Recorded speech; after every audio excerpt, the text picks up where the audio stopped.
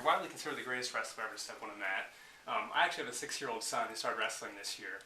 If you could give a little guy a piece of advice, just a little kid starting out, what would be the piece of advice you'd give just a little kid starting out in wrestling?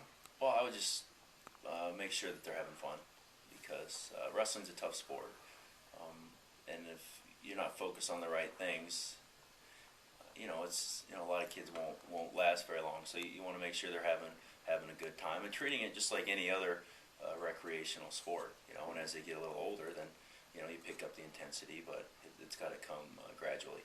Yeah.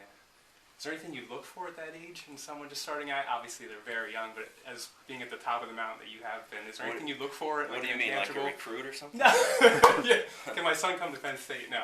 But is there anything you look for in a small kid as far as like, wow, he's on the right track, he has certain gifts, things like that you might see in it? Maybe not a 5 or 6 year old, but a younger kid.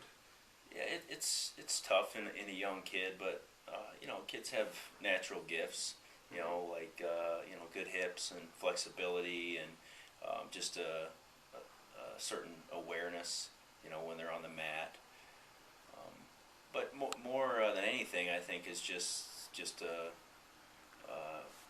love of competition. But that's something that's developed. Kind of the way they view competition is based on the way they're brought up, basically. So however their parents kind of put that on them, that's kind of... It's all on me then. Is that what the pressure's on you. Yeah, that's what I have young kids, and I just, I have the good fortune of being around a lot of kids, and when you get a kid, they're pretty much who they are by the time they get to college, and that's based on the way that they're raised, and their viewpoints on life are pretty much based on their parents. Yeah. Okay, what can be done to make wrestling more popular, more mainstream in the United States as it is in other countries? And as a follow-up to that, is there anything that wrestling could possibly take from MMA as far as developing a league, an organization, building individuals, and maybe maintaining or sustaining a league, a professional league of some sort, or is that something that's just out of the question? Well, it's been attempted. They had the Real Pro Wrestling League a few years ago, and I don't know why it, what happened to it, but I don't know. We should be asking you that question, because there's a lot of minds out there, great minds, that are trying to figure out, how do you make wrestling a bigger sport. But really, I think that wrestling's doing well. I'm far from satisfied, and I think, the bigger the sport gets, the better it is. For our country, and for, just because I believe so much in the, what an individual sport teaches you, especially wrestling, because wrestling is about discipline, and it's about hard work, and athletic ability will only take you so far, in wrestling, and so you're forced to learn those valuable lessons. But as far as if you look at individual sports, wrestling's unique because we have 10 individuals competing, but they're competing as a team. But there aren't any other sports that draw the fan base in college athletics, anyways, that I can think of like wrestling does. That's has individuals competing. I'd have to think about that a little bit. But so I don't think that wrestling's doing poorly. It's just it's gotten hammered with the Title IX, and doesn't have the the female sport to balance it out, and it's an easy cut for athletic directors, and that's unfortunate. But overall, it's I think it's doing all right. Yeah. Kind of a follow-up to that. What are your thoughts when, obviously, I'm sure they're negative, but what are your thoughts when all the D1 programs that aren't getting funding or being cut or in jeopardy? It hurts. Yeah, it hurts. Yeah. It just makes me sick to my stomach. But wrestling is growing. Even if the Division I programs are decreasing slowly, but they are decreasing. But Division II and NAIA, they're picking up programs, and the opportunities are continuing to build. It's just that not at the D1 level. Okay, if you were to create a power ranking system for the 50 states and their high school wrestling programs, where would you rank Pennsylvania? Well, it's difficult to say, because every year is a little bit different. Sure. But consistently, Pennsylvania is definitely one of the top 2 or 3.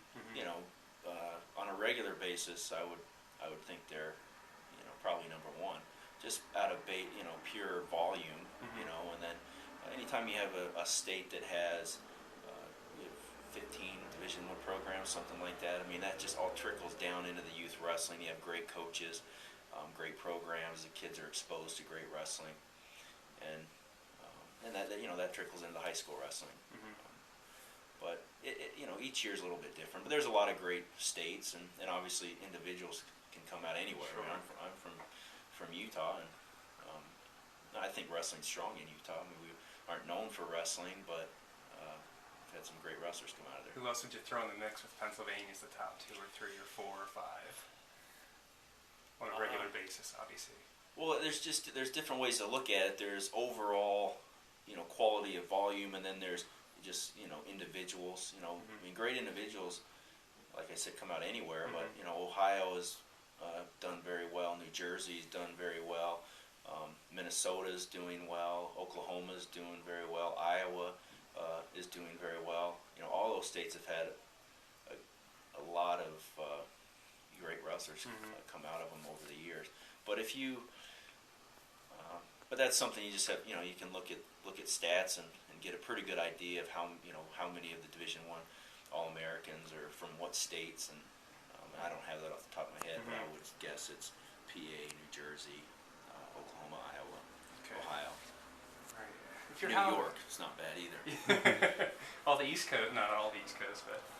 Well, I mean, California, there's a lot of schools. California has a ton of wrestling programs and great wrestlers. We have a big recruit coming out of California next year. So there's great wrestling everywhere. So if your house caught on fire and everyone was safely out of the house, what one award would you go back in and grab? One award? Or one medal or one trophy or one accolade? What would you be like, oh, I gotta grab this? I don't know what I would go after, really. I mean, I have like my Olympic gold medals in the house, but I forget where that is sometimes. I do know where it is right now, but those are just awards. It's in the kids' room or something. They're just kind of twirling it around. Or yeah, exactly. But I don't know. It would probably be. I mean, because awards, they get broken, and it's not really it's more of the memory that's important than the actual piece of metal or whatever it is. So that's a tough question. I don't know. That being said, what's your most memorable on-mat moment of your entire career? Is there one moment that sticks out above others? I know you've had, so many, obviously. Is there one that just kind of holds a special place in your heart? Just as an individual competitor? Yeah.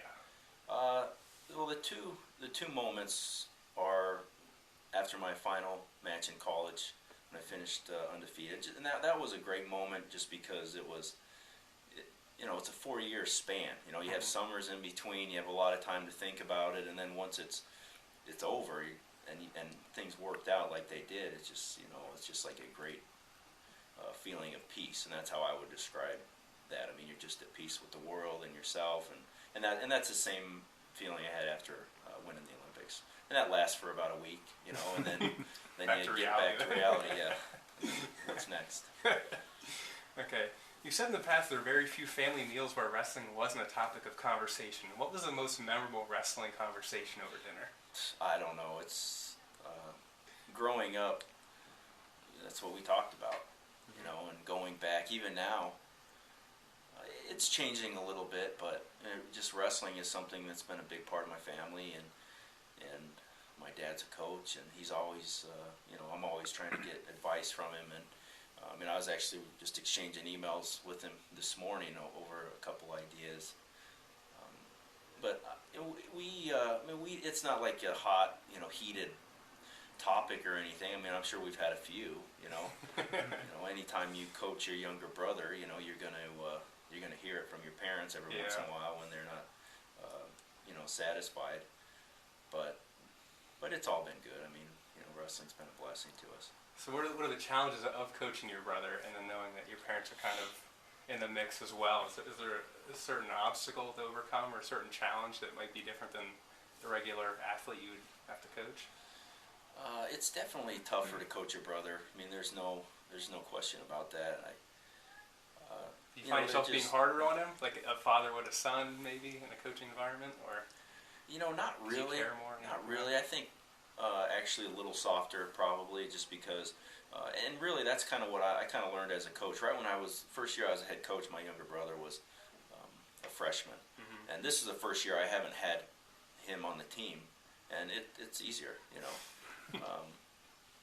But I've learned that, you know, you want to treat everyone like they're your brother, you know. I mean, there's never really an excuse really to yell at a kid, you know. I mean, there's being real and telling them how it is important, but and that's how I would treat my brother, and that's how I try to treat the kids on the team in the same way. But it was the same way when I was competing. I had my older brother when I was a junior. He was a senior, and he graduated. And then my senior year was actually, it was easier for me because I didn't have to worry about my brother, you know. Not just because you just worry about your family, and you want them to win as bad as you want to win yourself, and so it's interesting stuff, I guess. Awesome. So what is your opinion of mixed martial arts as a viable option for wrestlers, maybe after a successful high school, college, or even Olympic career? What do you think as far as, like, with the, you know, the funding now being in MMA, it's growing as a sport, being accepted more mainstream. What are your thoughts of wrestlers transitioning into that sport after a successful career in wrestling? Well, I think that, I mean, it's a great option for wrestlers, and a lot of wrestlers are going that route, and they're having a lot of success. So I think it's a good thing.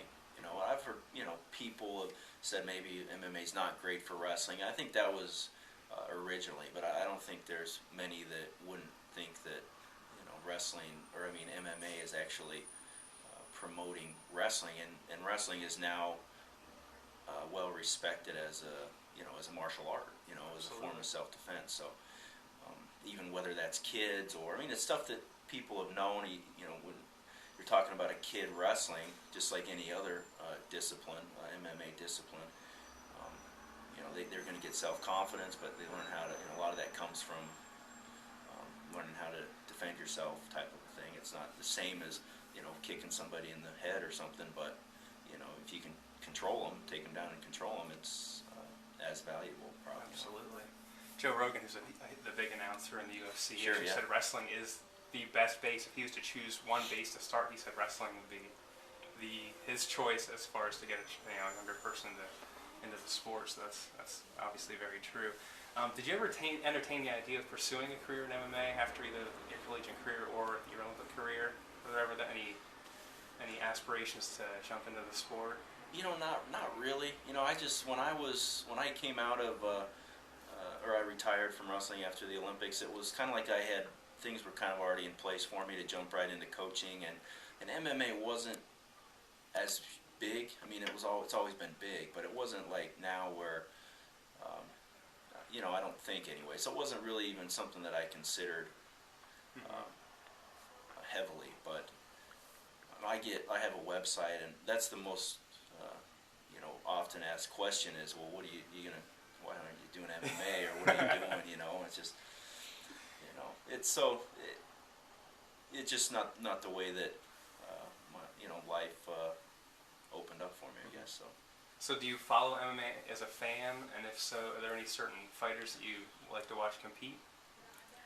Well, I follow the wrestlers more than anything, and you know, I mean, anyone you have that you know, and obviously a wrestler is going to take pride in how other wrestlers are doing, that type of thing. So I like following the wrestlers, and and that's, you know, that's fun, and they're having a lot of success. I mean, it's definitely changed though. I mean, you can't just jump in there as a wrestler. I mean, you gotta know how to fight, you know. And it's like, I remember the first UFC, I was in high school, and it was kind of funny because you had like, this guy was like a karate master, and he showed up in his karate gear, and then this guy, you know, everyone came with their discipline, and they were like, you know, we're gonna show you that ours is the best, and absolutely. That changed quickly. It's definitely MMA. It's not, you know, one discipline. You've got to be well versed. Absolutely. So you spent some time with Randy Couture, actually, at Xtreme Couture in Las Vegas, in relation to the Undefeated Sports Nutrition Supplement line. What was your experience like at Xtreme Couture, and what can you tell us about the Undefeated Supplement line? Well, yeah, I had a lot of fun just kind of messing around in the gym there, and there were a lot of great fighters there, and I mean, that was great. That was a lot of fun. I have a lot of respect for Randy. He's always been, you know, a great guy. he was originally as part of the undefeated sport nutrition, but you know, he's a guy that's getting big endorsements, and you know, we're starting our own business. We're actually, you know, putting money. Me and the other guy, there were three of us. You know, we're writing checks, and you know, he's not in a position where he has to do that. You know, so it didn't quite work out. But yeah, we have some. It's not really supplement. It's just more about just core nutrition. You know, in wrestling, you got to have. You want every advantage that you can get, and after weighing, you want to put the best thing you can possibly put in in your body, and after training, and that's kind of what we think we've created. It's not like, you know, anything magic. It's just what do you need, and the cookie looks pretty magical though. I'd have to try one of the cookies. Yeah, the cookies are good. Are they? Yeah. That's, you know, we eat them after weigh-in, and our team does, and throughout the day. I mean, that's what we designed them for. They're light, but they have good quality calories, and you know, it's not like a boost of, you know, caffeine or something that it's going to hit you an hour later, or sugar. It's just core nutrition. So that's what it's all about. Okay. You mentioned in the past that someone had contacted you to participate in a fight of sorts with a boxer. Can you elaborate on that a bit? I saw it on one of your responses to a blog. Is that accurate? Someone had contacted you. Well, God knows when. Yeah, it was a while ago, and.